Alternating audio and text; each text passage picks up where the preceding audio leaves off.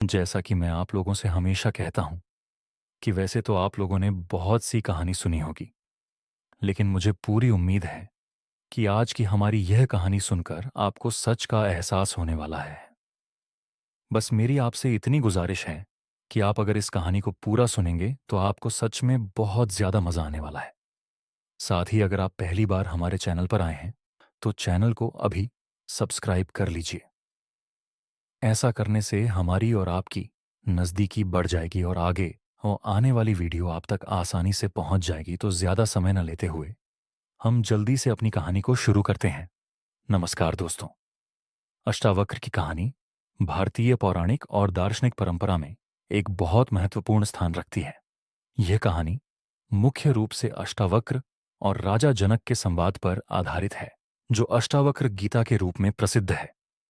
यह कथा ज्ञान, आध्यात्मिकता और आत्मबोध की गहराई को उजागर करती है। अष्टावक्र की जन्म कथा।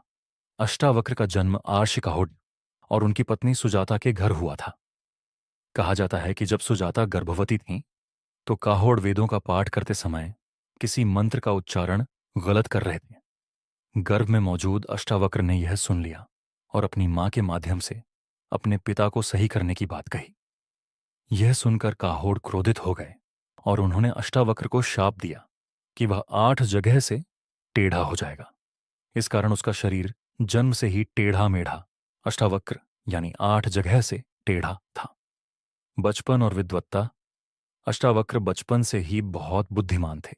जब वे बड़े हुए तो उन्हें अपने पिता के बारे में पता चला कि अर्षि काहोड़ को राजा जनक के दरबार में पराजित करके एक विद्वान ने पानी में डूबा दिया था।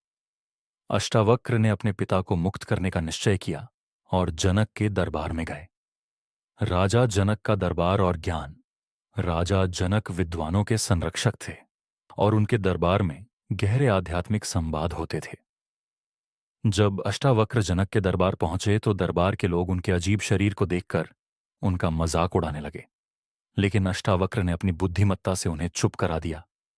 उन्होंने कहा, शरीर की बाहरी सुंदरता का कोई मूल्य नहीं है, असली महत्व तो आत्मा का है। उनकी इस बात ने सभी को प्रभावित किया।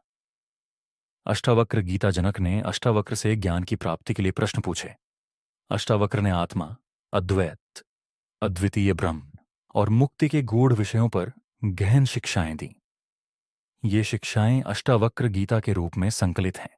इसमें उन्होंने बताया कि आत्मा जन्म और मृत्यु से परे है और सत्य स्वरूप को जानने से व्यक्ति मुक्ति पा सकता है।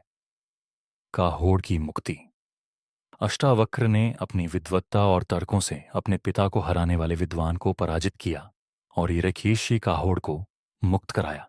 इसके बाद अष्टावक्र और काहोड़ दोनों ने ध्यान और तपस्या में अपना जीवन व्यतीत किया।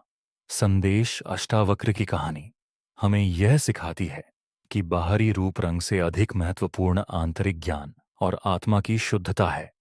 यह जीवन की सच्चाई को जानने, अहंकार से मुक्त होने और आत्मबोध प्राप्त करने का संदेश देती है।